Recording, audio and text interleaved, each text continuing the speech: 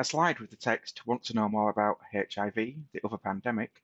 presented by Becky Pang, BHA Leeds Skyline is shown on screen. Another slide with the text "Want to know more about HIV, the other pandemic?" presenter Becky Pang is shown on screen. Hi, my name's Becky. I work for BHA Leeds Skyline, and we're a HIV support and prevention service working in the Leeds area. I wanted to do this training. We've got World AIDS Day coming up on the 1st of December, and I just sort of wanted to let people know about HIV and how it is today. So, what we're covering today. A slide is shown with the text "We will cover what is HIV and how is it transmitted? HIV facts and figures, looking at HIV prevalence in Leeds, the UK and how it relates globally. HIV prevention, what prevention tools are out there. HIV testing, who needs to be tested, how often, where to get tested. HIV support, what Skyline does, what you can do. So we're going to look at what is HIV and how it's transmitted, facts and figures. I'm going to compare it to Leeds, what's going on in Leeds as compared to the UK and globally. We're going to look at HIV prevention, what tools are out there, testing, who needs to be tested, how often and where to get tested, HIV support, so kind of what we do and what you can be doing, to support either HIV positive people or prevention or just general HIV causes as well. So what is HIV? Now, at its real basic level, the following text appears on screen. Keywords: immunodeficiency, when the immune system is unable to fight off infections. We've got it standing for human immunodeficiency virus. Now, most people out there have heard of HIV. It's not unknown to a lot of people, but what a lot of people don't know is how it affects the world. So if you think of HIV, you might think of some of these things, that it is just a virus. I mean, we're all used to seeing pictures of little viruses floating around in our systems, from COVID. You might think of gay and bisexual men. You might think it's an African virus, And when you think of HIV, you might think of AIDS. The following text appears on screen. HIV is all of these things and more. HIV does not discriminate. It can happen to all races, cultures, in all countries, to all sexualities and genders. If you are human, you have the potential to contract HIV. So HIV is all of those things. But although it does disproportionately affect some communities, we do know it disproportionately affects men who have sex with men and African communities. It doesn't actually discriminate. It can affect any human in the world. It can affect all genders, sexualities. Everyone has the potential to contract HIV. I've just put some keywords at the bottom there if you're not sure about what immunodeficiency means. A slide is shown with the headline text, "How are HIV and AIDS connected?" So we can't always talk about HIV without talking about AIDS. Now, for a lot of people, HIV and AIDS are just very closely linked, very interconnected, but they are two different things. So AIDS stands for Acquired Immunodeficiency Syndrome. Additional text appears saying AIDS was made to explain the symptoms that people were suffering before they knew that HIV caused it. Now, AIDS came along before they knew what HIV was.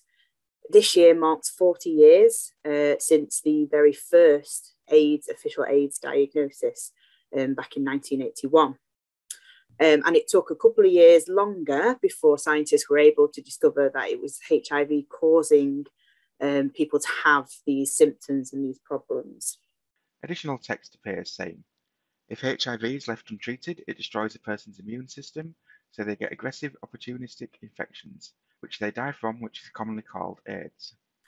So if you leave HIV untreated, it destroys a person's immune system, so they get aggressive, opportunistic infections.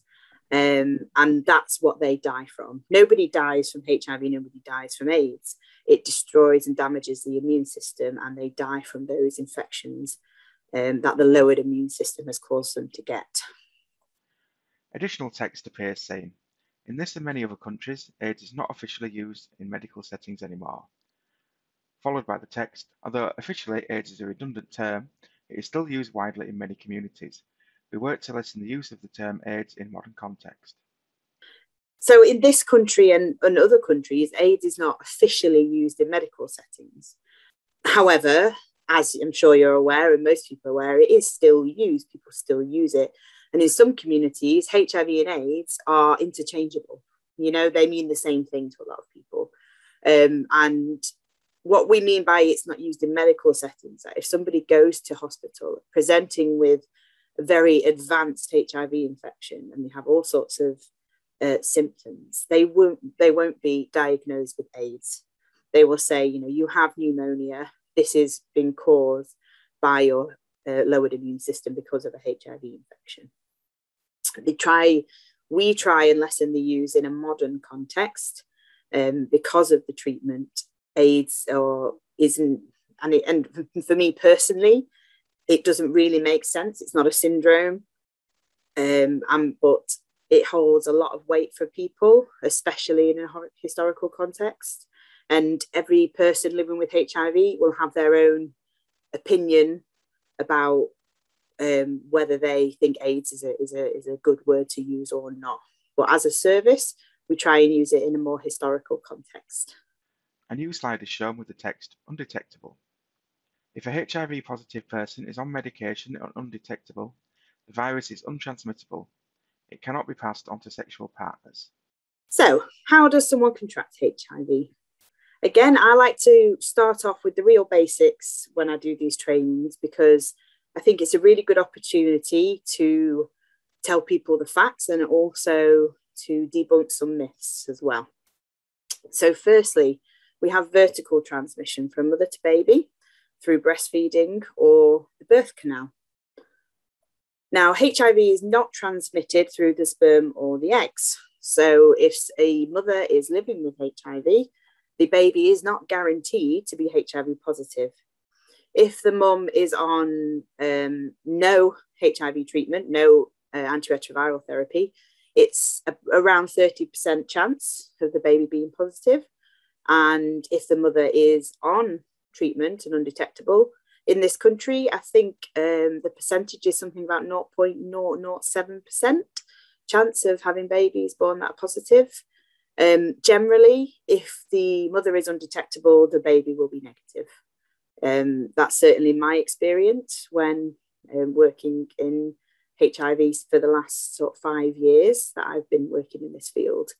But that doesn't mean to say it still doesn't happen. You know, there are mothers out there who either don't get their treatment in time, who are unable to adhere to their treatment, but the occurrence is really very, very rare. Breastfeeding when somebody is on treatment still carries a very small, very, very low risk as well. And the current advice is if a HIV positive mum has a baby, the advice is to formula feed. Additional text appears saying blood to blood, through blood transfusions or through sharing needles. HIV is not transmitted from blood exposed to the air. HIV dies within seconds of it being exposed to the air. So blood to blood, this is the one that often causes the most sort of conversations and questions. When I say blood to blood, I generally mean through blood transfusions or through sharing needles. When HIV is exposed to the air, it dies. It likes the very warm body environment. It needs a host to survive. It doesn't survive really outside of the body. So a lot of those fears around HIV and HIV transmission of, or what if someone bleeds on me, or what if it gets in my eye, or, you know, in my mouth or whatever. A lot of it is just fear, because to have a HIV transmission occur, there needs to be quantity of virus and quality of virus. So, for example, in a blood transfusion, there is quantity and there's quality because it's kept in a sterile, sealed container. Obviously, we have blood screenings in this country and pretty much all over the world now, but there obviously was a lot of people affected by the blood transfusions historically. Again, sharing needles is a risk, but it's quite a low risk. now, especially when someone's undetectable, and it makes up a very small percentage of those who are living with HIV in general. And then the third way, or the main way that most people contract HIV is through penetrative, vaginal or anal sex. Oral sex is an extremely, extremely low risk of transmission. And what I mean by that, again, is if you think about transmission routes and the body parts involved, the sexual organs, vagina and anal cavities, they are perfect for absorbing HIV virus. And elsewhere, so say oral sex, for example, it's a very, very low risk. There would have to be, for example, open bleeding wounds in the mouth of someone for there to be able to be a transmission risk through oral sex alone. As you may have read while I've been talking about someone being undetectable. So if a HIV positive person is on medication and undetectable, the virus is untransmittable. It means it cannot be passed on to sexual partners. I'm going to go into that in a little more detail as we go through. A new slide is shown with the title HIV Stats, followed by the text 105,200 living with HIV in the UK, estimated. 1,350 in care in Leeds. Leeds has a high HIV prevalence rate, 2.77 per 1,000, aged 15 to 59. So I thought it'd be good to give you a little bit of a picture of what HIV looks like, the HIV picture in this country and in Leeds. So there are currently about 105,200 people living with HIV in the UK. We put estimated just because it is an estimation. We obviously have the people who are tested and who are in HIV care, but then there are a small percentage out there who are untested and are living with HIV unknowingly. So in Leeds, how that compares with Leeds, we've got about 1,350 people in care in Leeds. So those are people who are attending the clinic, who are known. Leeds does have a slightly high prevalence rate of 2.77 per 1,000 in the large age range. It's slightly above the national average, and it's the highest in Yorkshire and the Humber area. Additional text saying 6% of the UK figure are thought to be unaware/undiagnosed. Overall, about 6% of that 105,000 from the whole UK figures are thought to be unaware or undiagnosed. And when we are looking at strategies, these are the people we're trying to target, because people who are living with HIV, who know they have HIV, are not the ones who are passing HIV on. It's the people who are untested and undiagnosed. They're the ones who are unknowingly transmitting the virus to others. Additional text appears saying of those diagnosed, 68,088 were male and 30,388 female. 6,724 identified as neither male nor female or declined to answer. Leeds area 50-50 male and female. Diagnosed 94%, on treatment 98%, of those on treatment percent undetectable 97%, 96.2% of the 1,350 in Leeds. So of those diagnosed, we've got about 68,000 a male and 30,000 a female. And then we've got about 6,000, nearly 7,000 who identified as neither male or female or declined to answer. So in the Leeds area, how that looks, we have about 50-50 male to female ratio. These Leeds-based stats I've got off Public Health England and from the Brotherton Wing Clinic as well. They've given me a bit of an insight of what their patient cohort looks like. So again, nationally, we have about 94% of those living with HIV diagnosed, and 98 of that 94% are on treatment. Out of that, we have about 97% nationally who are undetectable. That means they are on their treatment and their virus is controlled. And as you can see, the Leeds comparison there is about 96.2% who are undetectable, so slightly lower than the national average. What that means, obviously, to be undetectable, If someone isn't undetectable, there are many different reasons why someone might not get there. It could be that they simply haven't got there yet. It can take anything between 6 weeks and 6 months for someone to become undetectable when they're on treatment. It could be that they have comorbidities and medications that interact and they just might not quite get there. It might be because they find it difficult to adhere to the medication and they can't take it as prescribed. So there are lots of different reasons why people might not get there through no fault of their own as well. Additional text appears saying, of all the people living with HIV in the UK, known and unknown, 89% are virally suppressed. So overall, in the UK, 89% of people are virally suppressed, meaning they're undetectable, meaning they can't pass that virus on to sexual partners, and they're also well and healthy. A new slide is shown with 2 pie charts. The first pie chart has the text Leeds 50% Caucasian, 50% other ethnic groups above it, and shows the percentages of the different ethnicities nationally, and the second shows the percentage of different age groups nationally. I thought I'd show a little bit of a breakdown. Now, these are national statistics because I think it paints a good picture of how prevalent HIV is in different communities. So as you can see, the Leeds split in ethnicity, again, they've provided me with the 50% Caucasian and 50% from other ethnic groups. Nationally, as you can see, the majority, over 50%, are white, with 28, nearly 29% Black African, and then smaller sections of other communities as well. I share this information again to debunk a bit of a myth. People often believe that HIV is a Black African problem.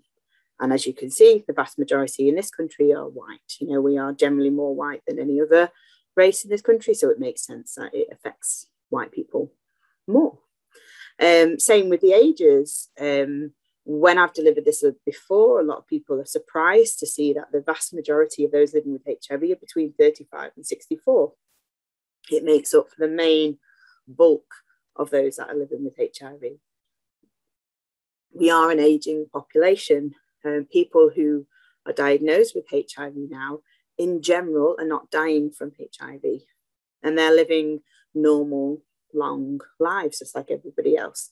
So this will present an issue over time of this aging population and how their HIV medication and care will be handled into those, those older ages, whether that's, through community nursing or care homes and things like that. And it's something that we as a service are looking into, of how we can train people in those areas to make sure that they are up to date on all this HIV knowledge and making sure that they have an accurate picture of what HIV is today, rather than their sources being an advert from the 80s.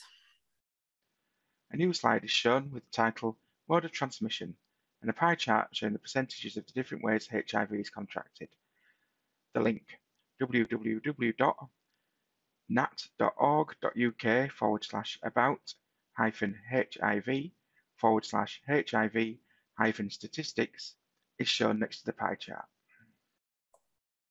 And then again, lastly, the mode of transmission. As you can see, again, the vast majority is through sexual contact, whether that's sex between two men or what they've labelled here as heterosexual contact, mainly saying between a man and a woman. A very small percentage injecting drug use, so 1.9%. Other things that will be in there are your vertical transmission, so between mum to baby, and there might be some needle sharing or blood transfusions, or as I said, unknown. These statistics come from people saying how they contracted HIV. But as we said, for our purposes, the vast majority is through sex. If you're interested in statistics, these are all from the National AIDS Trust. You can go and they update them every year. Funnily enough, they didn't do them in 2020, so we don't have those statistics, like the full statistics just yet. I'm sure they'll come out at some point.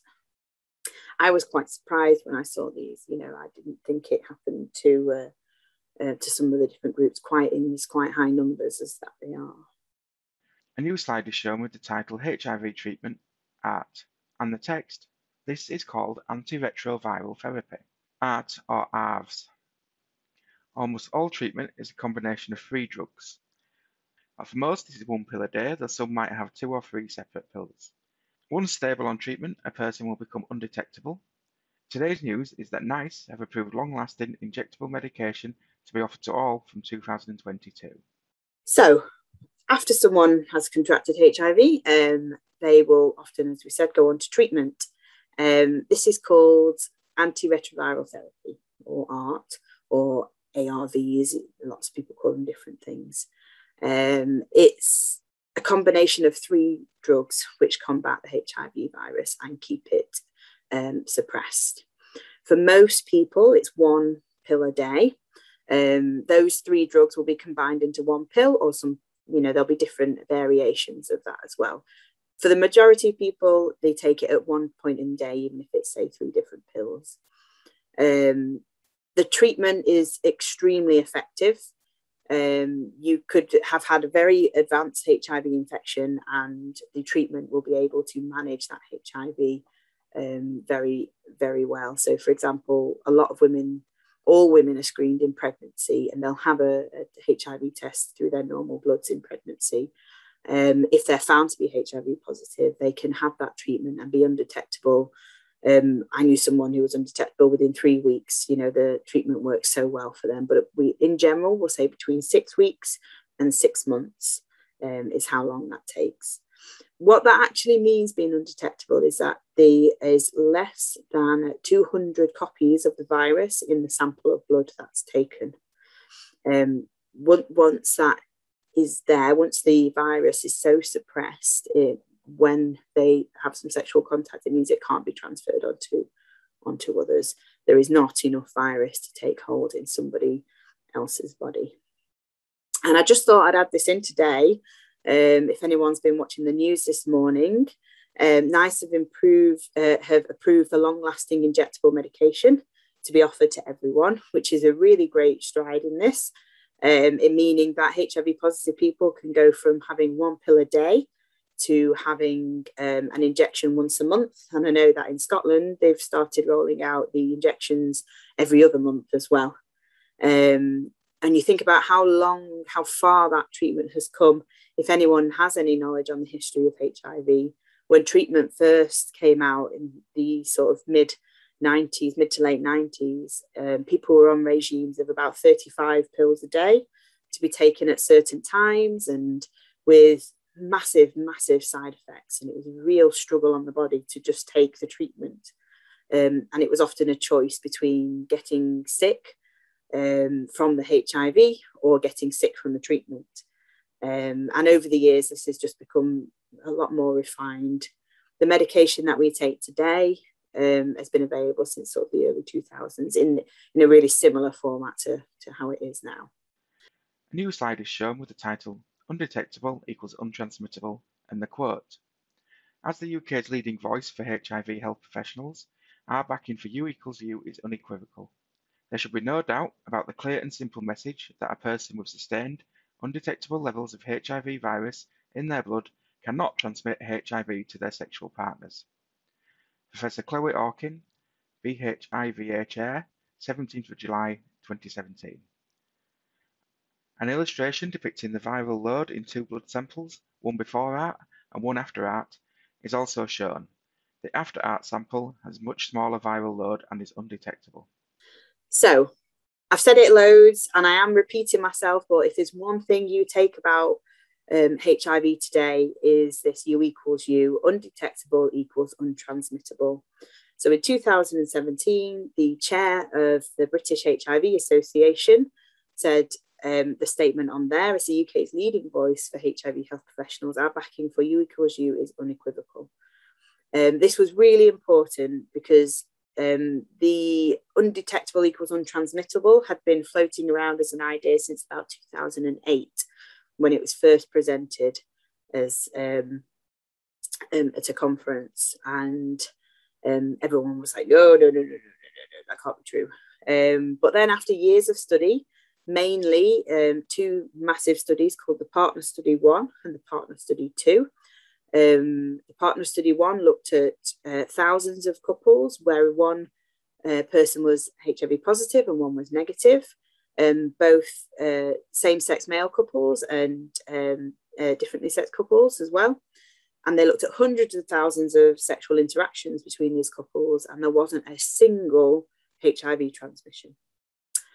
That was presented, and they said, yes, so U equals U is true for heterosexual couples, but they decided that there wasn't enough evidence for same-sex couples.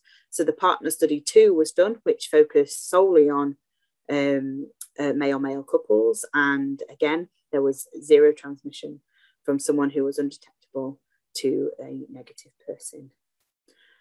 What this means for the community, it's people would call it a game changer. It has changed people's lives. They've taken away the fear of transmission, that they can have a normal life with their partners. They can have a normal sex life with their partners. People can have babies without risk of transmission to the baby or to their partners, you know, through the sex that they're having. The treatment is about the wellness of the person, and their immune system is what they would call normal when on the treatment, and that's normal for whatever that individual's person's immune system was. And they will take on any other viruses or bacteria or whatever might come along, and their immune system will manage it just as well as if they didn't have HIV. And that is how effective the treatment is. U equals U is a fact. It's not an opinion or a discussion. It is a fact. A new slide is shown with the title HIV Prevention, Condoms, and the text. Condoms create a physical barrier so that it reduces the risk of HIV transmission to extremely low levels. Technically, when used correctly, they should be 100% effective. However, the actual percentage is closer to 80% as a lot of people do not use condoms correctly. It's important to know how to use one correctly and practice. Condoms have the additional benefit of protecting you from pregnancy and other STIs as well. HIV, we also do HIV prevention at Skyline. So I just thought I'd talk you through some different prevention methods. Now, this is the one that most people will know. When HIV was being studied in the 80s, they found that condoms were the best way of limiting HIV transmission.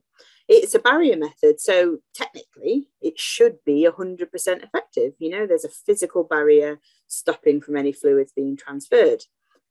However, with condom use not being, accurate a lot sometimes, it's around 80%,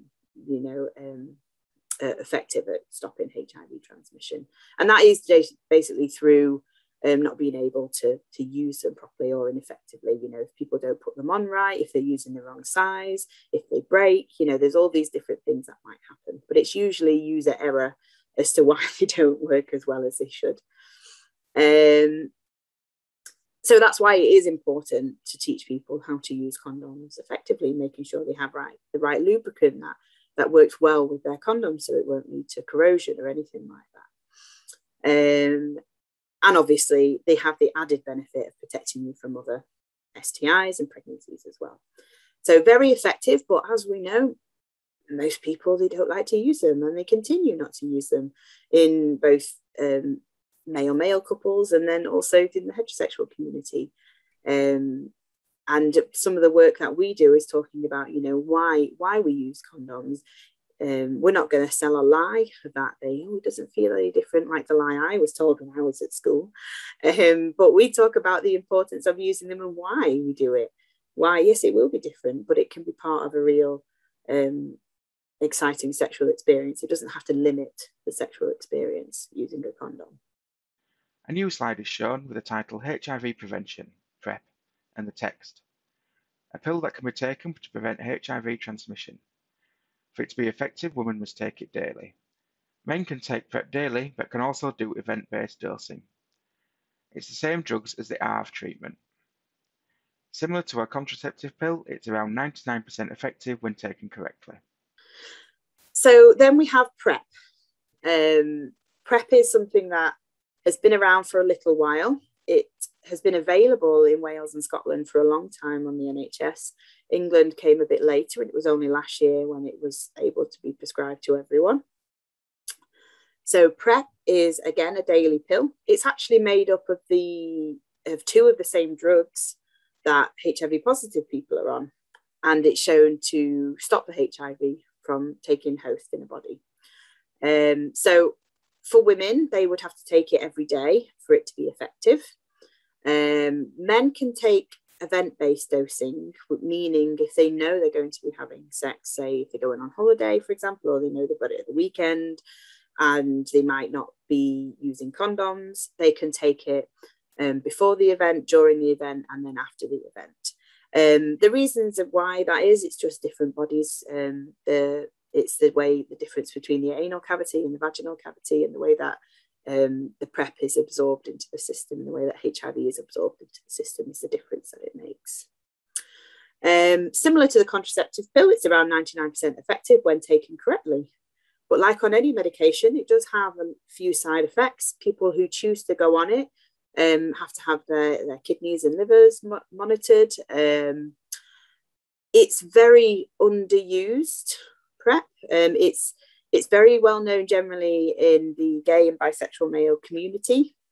It would be amazing for those people who are at high risk in other communities to be more aware of it and the benefit it can have. And now it is available for free to anybody who wants it, on the NHS. It's something that we are promoting within the communities that we work in. And if it's something that you ever hear about in conversation, it is a very effective tool, very effective. And similarly, sorry, has anyone got any questions about PrEP? I do, Becky. When you say it prevents transmission, who takes it? Is it does it prevent transmission if you know you're HIV positive and you take it, it stops you from giving it to somebody else potentially, or the other way around, or both? So PrEP is for HIV negative people to take. Okay, cool. You have to make sure you have a HIV test before you're prescribed it. They need to make sure that they are negative before they take it. So it's for your personal health as to why you might take it. It's so you don't get HIV from somebody else. People who are already living with HIV, they can stop the transmission forwards by taking their antiretroviral treatment. Yeah, lovely. Thank you. Thank you, Becky. I've just seen in the chat there. What effect does it have on the kidneys and livers? Again, it will depend from person to person as to what effect it has. For most people, there won't be any effect, but they just monitor it because, like any medication that you're taking, so it can just cause problems and damage down the line.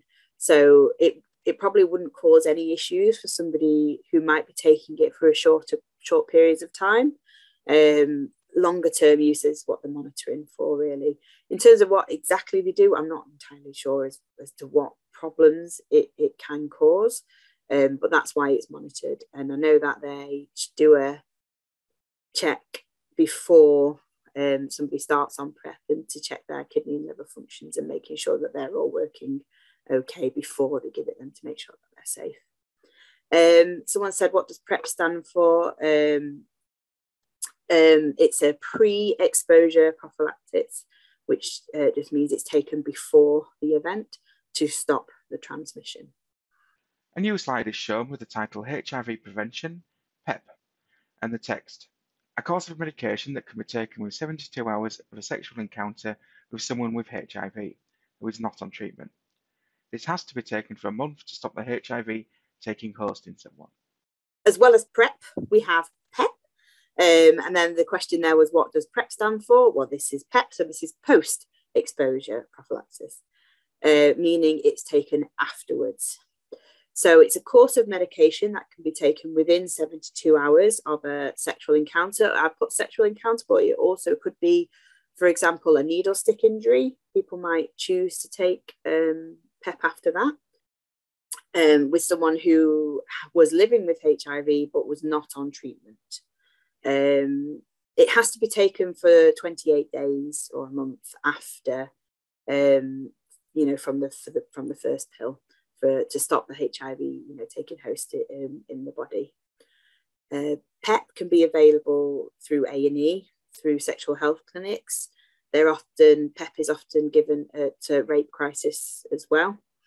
A lot of the time, people will ask for PEP if they're unsure of someone's status, or, for example, maybe if they've decided to use a condom, if someone was HIV positive but not on treatment and the condom broke or didn't work effectively for whatever reason, and then they might choose to go on PEP to stop that from taking hold. It is hard to know exactly how effective it is, but again, it's been around for a long time, and it worked, as far as we know, it works really, really well to stop people contracting HIV. A new slide is shown with the title HIV Prevention, Regular Testing, and the text: everyone should know their status and have a HIV test. People who are sexually active with different partners should be tested a minimum of every 3 months. Where to test in Leeds: Leeds Sexual Health Clinic, Marion Centre, Leeds Skyline premises and various community venues, Pathras, Leeds Market, Leeds Beckett University, etc. Community testing at Yorkshire Mesmac, various venues, plus their offices at Lower Briggate, GP surgery. A&E: if you have bloods done at A&E, you will be tested for HIV as an opt-out scheme. In Leeds, not every A&E. Next form of HIV prevention is regular testing. Everyone should know their status and have a HIV test. That is, every single person should have that.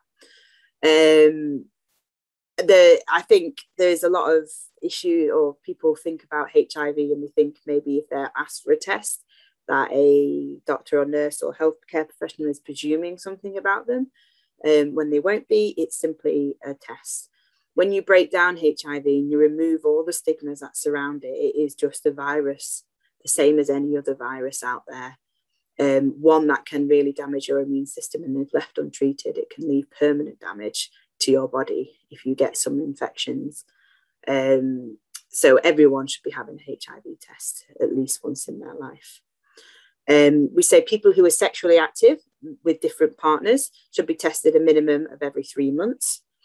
It can take up to about 12 weeks for a HIV infection to show up in a test after a sexual encounter.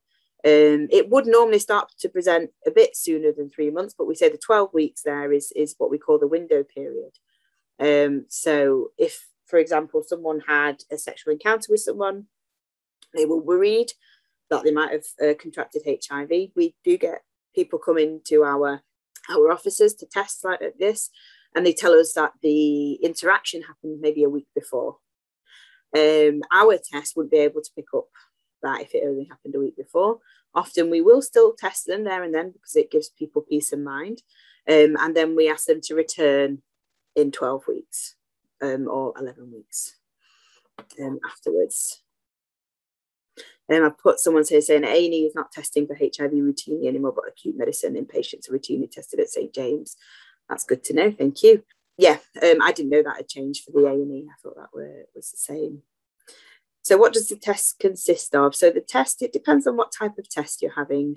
You can have either a finger prick rapid test, which looks similar to the picture there. There are lots of different brands out there. And they will give you answers in anything from a minute or two up to about 15 minutes. Or you can have an intravenous blood test, which is done at sexual health clinics or nursing or GPs or wherever it might be. I've put the list of there where you can test in Leeds. Community testing, so out in venues and community venues are often the finger prick rapid test.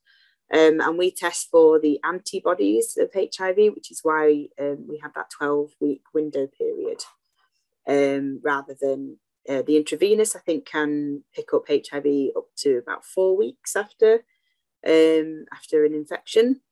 So we might advise somebody, if they're in that window period, to go to, say, the Marion Centre and have an intravenous test done. Like I said, there are lots of different ways to get tested. Testing opportunities are often missed. For example, I know a service user that was in and out of hospital for about 2 years, an older person in their late 50s who didn't fit into the box of a man who has sex with men or a Black African person. And they were presenting very, very typical HIV symptoms. And then, like I said, in and out of hospital for 2 years before somebody thought to do a HIV test. So we really do want to encourage regular testing in all communities, because we do have that 6%, and the 6% are usually the ones who are unknowingly spreading HIV around. Well, one of the things I think I didn't say, so the rapid tests that are done in community settings, the finger prick test, you do get the results instantly. And the intravenous test will take a few days to come back. Similar to any other STI testing, people will usually get a text message saying their results are all clear. If their results are, if they do get a reactive HIV test result, they'll often be called to come back in and for retesting and to be told that news as well. And the results are usually given within 3 days to a week, generally. A new slide is shown with the title HIV Stigma. Various images of newspaper clippings, photographs, and a still image from a TV advert are shown one at a time. Another thing I'd like to talk about here, so we've talked about what HIV is, how it's transmitted and how it isn't transmitted. And we've talked about prevention tools and testing. But the main bulk of the issues that surround HIV is the stigma. Now, one of the things I put up on the blurb for this is about calling HIV the other pandemic, because by definition, HIV was a pandemic. It spread all around the world and it affected all communities. Though at the time, in the 80s, HIV was othered. It was seen as some sort of moral standing. You know, if you had to have done something morally wrong to have contracted it, and that was your fault. You know, that was the person's fault, and they almost deserved to suffer in shame and silence. As somebody who, although I was alive in the 80s, I didn't consciously, I wasn't aware of what was going on as I was young. As speaking to people who I've met who lived through that and have a memory of the HIV, especially those in the gay community, that is the perception that they were given, and that the world, how they saw HIV as well. And these are the sorts of things you saw. God's wrath of the gay people, gays in fear, they dread revenge, AIDS blood to 18 people, because it's painting the picture that people living with AIDS are wrong, that they're vindictive, that they're out to get other people and infect them. Gay plague, curb on AIDS peril. Obviously, these are all from newspapers at the time.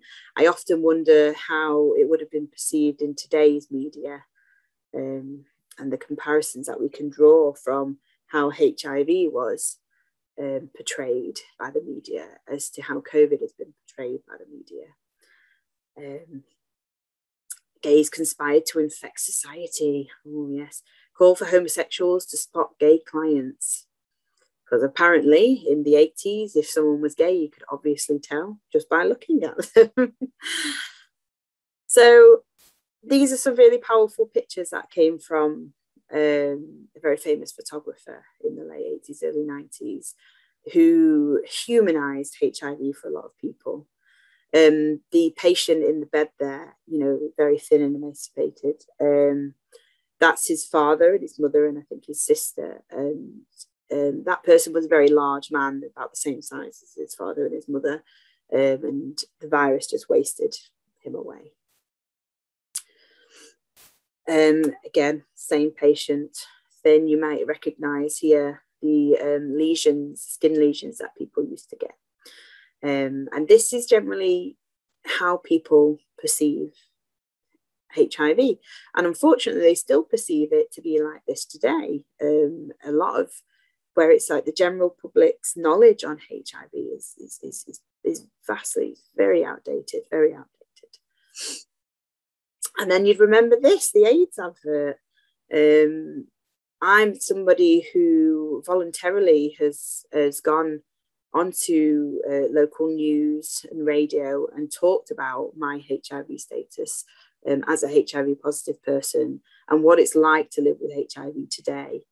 And yet every time I do anything, they always manage to slip in this little AIDS commercial. For, you know, they'll pay 2-3 seconds of it, but it's always there, and it's still there, even for people who weren't even alive when they were running on TV. It's most people's knowledge and of how that sort of fear that was created. The thing is, this fear mongering, it kind of worked. Transmissions went down a bit. People lived in fear, and people were ostracized, and people were demonized because they might have had HIV, but, you know, it made everyone aware of it. Sadly, things haven't really changed very much. This news article, as you can see there, is from 2017. Woman has been jailed for spitting in police officer's mouth, telling him she was HIV positive. Now, I read this news story. I went further than the headline and I read it. And she wasn't arrested for that specifically. She wasn't jailed for that. She was jailed for a number of different things: assault, damage of property. She damaged a police car, property. She'd been on parole for a while and all of that. So, but that's what the headline they chose to go with. HIV has never been able to be transmitted through spit. That's just an urban myth. The virus, there is not enough virus in spit ever for anyone to be able to transmit it that way. But the way they choose to report it is, again, the same old trope of HIV people are crazy, vindictive, and out to get other people. Then you have things such as the Daily Mail or the Daily Fail. The NHS told to give out 5,000 a year lifestyle drug. They're referring to PrEP here to prevent HIV as vital cataract surgery was rationed. Obviously, they're trying to pitch HIV against other conditions, saying like it's a choice, like they choose to fund one or the other. And describing it as a lifestyle drug, again, is just saying that HIV is a choice for people when HIV is not a choice. HIV is contracted through a very normal human interaction. We do have some good stories. Some of you may have heard about Gareth Thomas, who was the Welsh rugby captain and is involved in a lot of TV presenting about rugby as well when he came out as HIV positive. Here we have a really positive story of someone living with HIV who is well and healthy and extremely fit. The day after the day this came out, he was doing an Ironman. But this here is what people remember. This is what people living with HIV deal with every day. It is wonderful when we have stories like Gareth Thomas coming out. But one story, unfortunately, doesn't undo all of those years and years of built up stigma that HIV positive people carry around with them. I noticed a question that the AIDS advert, someone said they weren't familiar with it. So it came out, I think it was 1986 was the first one. It said things like, you know, the AIDS virus is coming, and be aware and make sure you're not putting yourself at risk. And the AIDS was there on a big black tombstone and it fell down and went, and there was ones with a Grim Reaper in it, and they were very, very scaremongering. A new slide is shown with the title HIV and the Law and the text. This means it is illegal for anyone to be discriminated against because of their status. It is illegal for anyone to share someone's status without their consent. There is only one job which you are unable to do if you have HIV, which is frontline defence in the armed forces. Some jobs have particular conditions you need to meet to do them if you have HIV. Some jobs have particular conditions you need to meet to do them if you have HIV. For example, surgeons need to be on medication and tested every 3 months. So I thought I'd talk about HIV in the law, because when we talk about HIV stigma, it is linked in with the law and what laws there are around it. Now, people living with HIV are protected under the Disability Discrimination Act. So it does mean it's illegal for anyone to share, to be discriminated against because of their status. It's illegal to share someone's status without their consent. It's illegal to refuse employment. There's only one job, which is frontline defence in the armed forces, where you can't have that job if you're HIV positive. Some jobs do have conditions. If you're living with HIV, for example, usually healthcare situations, they say generally if your hands are ever going to be going inside someone else's body, so anyone who draws blood, anyone who's a surgeon, you know, those sorts of invasive things, they can still do the job, but they just need to be on their medication undetectable, and they're tested every 3 months instead of the every 6 months to a year that the general public said. So HIV, somebody living with HIV, like I said, the medication is so good and so effective. It has little to no side effects. You know, I've been on this medication since 2015, and I've never had any side effects, and the vast majority of people don't. You're not signed off with disability anymore if you contract HIV. I thought I rang up my life insurance people and thought, oh, I might be able to get a payout, but no, you're not allowed anything. But that doesn't mean you're still not discriminated against, because it's very hard for me to get life insurance now I have it, even though medically it's the same as any other long-term condition. A new slide is shown with the title Discrimination and the text Discrimination happens all the time to people living with HIV. In the last 5 years, I have met people who have lost their jobs when their HIV status was leaked. Managers told staff about someone's HIV status, been blackmailed, been sexually assaulted, been assaulted, refused a job application, refused chiropody appointments, refused dental work, put last on the operation schedule, refused tattoos, piercings, beauty treatments, had their home vandalised, been accused of transmitting to someone, were handcuffed at their home, taken to a police station, questioned and treated like a criminal. Just because it is protected and it is against the law to be discriminated because of it, that doesn't mean it doesn't still happen. So in the last 5 years, I've met people who have lost their job because of their HIV status. Managers have told other employees. People I know have been blackmailed, sexually assaulted, physically assaulted, refused to be even allowed to apply for a job, refused chiropody appointments, refused dental work, put last in the operation schedule, so making sure that their operation was last in the day. That happens a lot, and it's an extremely outdated situation. And if that ever happened to me, my challenge would be, well, what are you doing in your operating room, which means it isn't clean? Because I don't think I want to be operated on at all if you're worried about, you know, transmission between operations. I know people have been refused tattoos, piercings and beauty treatments. People have had their home vandalised.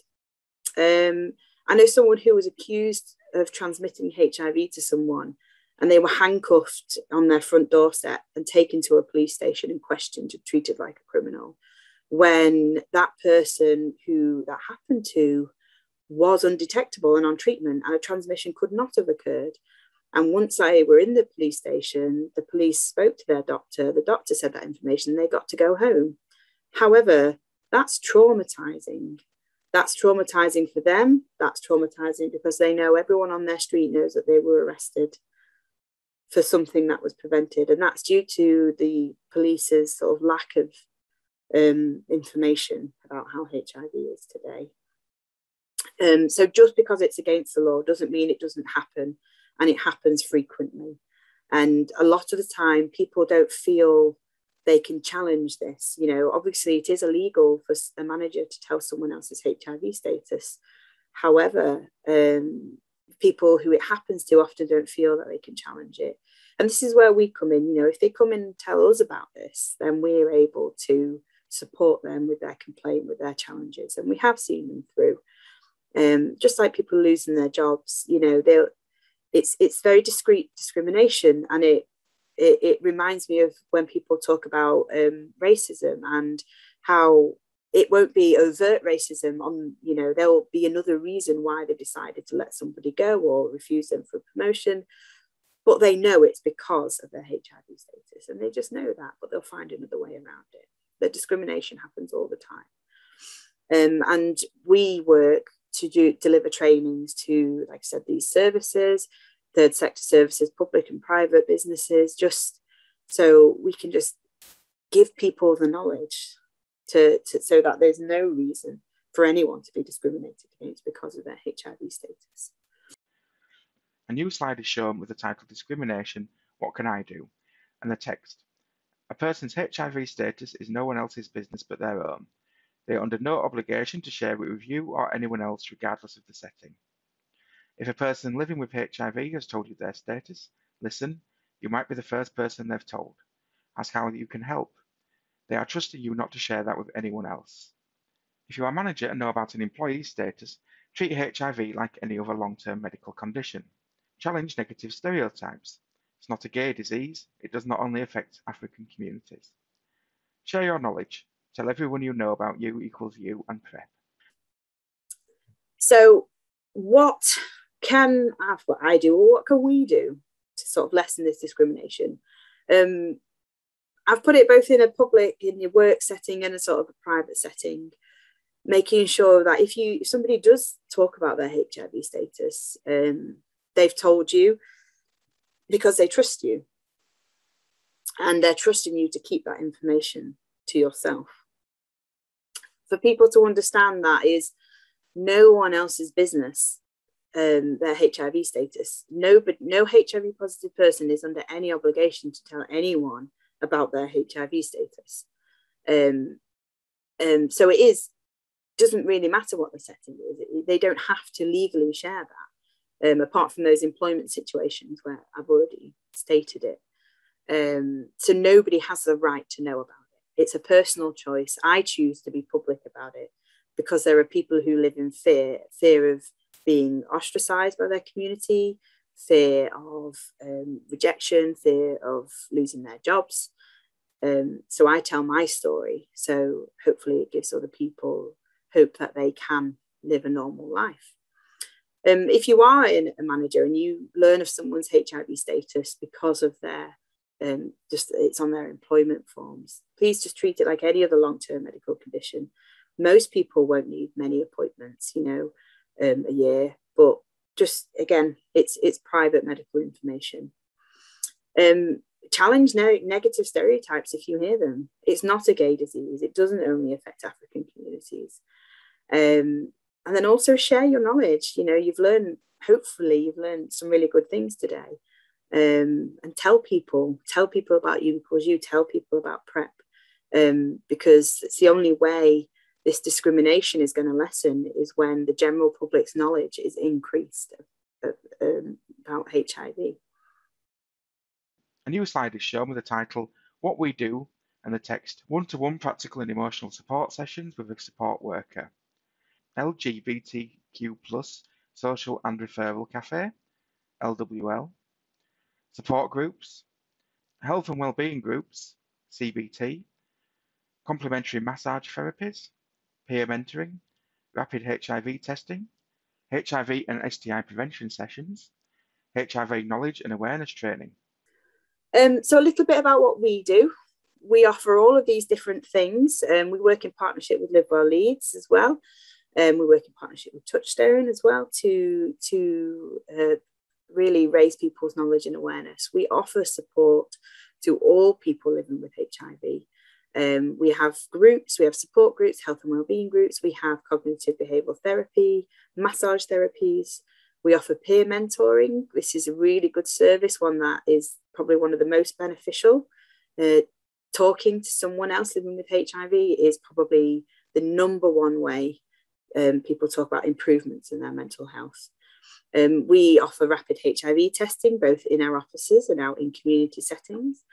We have HIV and STI prevention sessions. That can be with one-on-ones, or it can be group sessions in people's workplaces, people's services, and then trainings similar to this, HIV knowledge and awareness trainings as well. a little bit more about what you could do. What can you do to sort of support raising people's knowledge and lessening discrimination in HIV? Just a few ideas there. Normalising you equals you by talking about it, talking about personal sexual health in general. Normalise HIV testing. If you've never had a HIV test, have one. Find out, know your status, and tell people about it, about how normal it is, how it's the same as any other blood test. At least now you know, at least now you have a baseline to go from. Challenge misinformation. You know, there is a lot of misinformation out there. And I put AIDS jokes because I still hear them. I still hear people make a joke of it. And it's not right. If you've got an office space, put U equals U posters around, have literature available, show our information about Skyline. And support the standardised opportunistic HIV testing for everyone. We're hoping to get this when you register for a GP to have HIV testing. It's a long road out for that, but we know it works. For example, like we said about screening in pregnancies, the reason transmissions are so low is because everyone is screened. If everyone was going to be tested, then we'd find that 6% easy. It goes into a lot more complications of who's going to fund that and how's it going to be rolled out. But there is a global scheme of zero HIV transmissions by 2030. And as we've learned, HIV is completely preventable with PrEP and PEP and condoms. It's completely treatable with ARVs.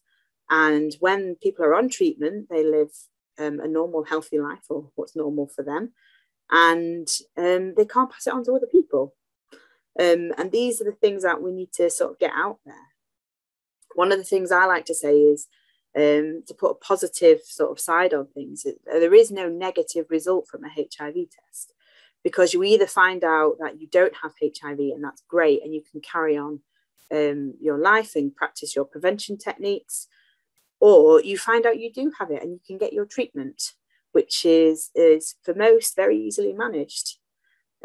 So it is always beneficial to have that test. A new slide is shown with two images. One image is of a group of women and the second is a group of men. I hopefully have debunked a few myths today. You can't tell if someone has HIV. All of those people in those pictures at the bottom have HIV. And they're all different. They've all got different backgrounds. They're all different ages, different genders, different sexualities. And they all live well with HIV. A new slide is shown with an image of a flyer created by BHA Skyline advertising events for World AIDS Day 2021. So I just thought I would let you know about some events that we have going on. So like I talked about World AIDS Day, we are having a celebration and remembrance event at the Civic Hall from 6 p.m. on Thursday the 2nd. World AIDS Day is on the 1st. On the 1st, we are trying to gather on the steps outside Leeds City Town Hall for a minute's silence at 11. If you're unable to get there, we say try and take a bit of time during that day to just remember. It's over 33 million people that have died from HIV. And in 2020, that was 680,000 people died, because of their HIV infection. And when all of those things are completely preventable and treatable, that was globally, by the way. There's no reason why this should be happening anymore. No reason at all. So try and take some time, like I said, to try to remember those people that have lost, and that people still struggle and live in isolation because of their HIV infection. A new slide is shown with the text, "Any questions or comments? If you would like us to deliver training to your service users or employees, please get in touch. rebecca.pang@thebha.org.uk. And there we go. And that's everything from me. If you'd like us to deliver training for you or anyone, please do get in touch. That's my email address there. The slides are going to be sent out to everyone who's joined today as well. Thank you for coming to this, and I hope that my information I'm giving is accurate. And if I have made any mistakes because people have got a little bit more knowledge than me, then please share it, because I don't want to be spreading any misinformation or anything that's wrong. Yeah, but other than that, that's it, everyone. So Catherine's saying there's a blame culture. Yeah, exactly. There is very much a blame culture when it comes to HIV. We really try and work against the narrative of that. You know, HIV is a virus and it will be passed around through human contact. Sexual contact is human contact. It's very normal human contact that most people will do in their lives. One of the things I was told about living with HIV said, "Oh, were you promiscuous or were you just unlucky?" And I was like, well, everyone who ever has contracted HIV is unlucky, and one person's normal is another person's risky. So who are they to then judge how people are? A new slide is shown with the text, and finally, a link to the copy of today's slides will be sent to you via Eventbrite. If today's session is being recorded, it will appear on www.bit.ly/LPHT in around 2 weeks. Please visit the site to view. Please complete the electronic salivation form for today's session, which has been emailed to you from Leeds City Council via Eventbrite.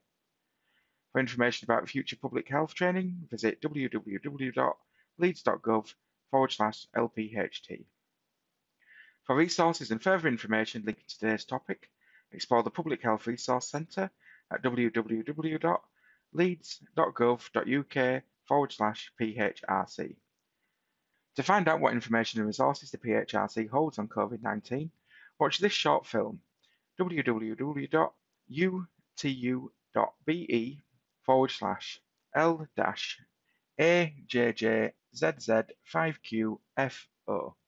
But that's my session finished. So thank you for listening today.